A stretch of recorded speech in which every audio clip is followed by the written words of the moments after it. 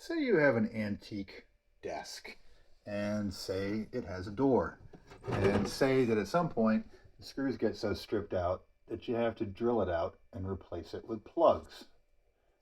How do you hang the door back and line up the new screw holes perfectly, especially if you can't get at it from the inside? Well, I'll show you. Well, this thing's an antique, so it's definitely not square. So the first thing we're going to do is we're just going to set the door in there, and it's resting on the bottom.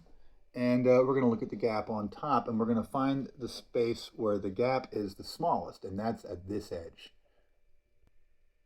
Now we're going to take Post-it notes, and we're going to peel them off until it just fits in that small part of the gap right there.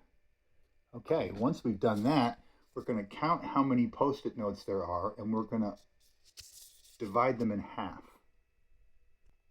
So there were 16 Post-it notes to fill that gap, so I've divided them into two piles of 8 Post-it notes, and I've attached them to the bottom of the frame here, where we're now going to put the door back and rest it. With the door put back in, we can now see that that gap is now half of what it once was, and so we've divided the space that was at the top here between the top and the bottom. So now this door is vertically centered, and we can go ahead and mark where the holes in the hinges line up to the desk and attach the door.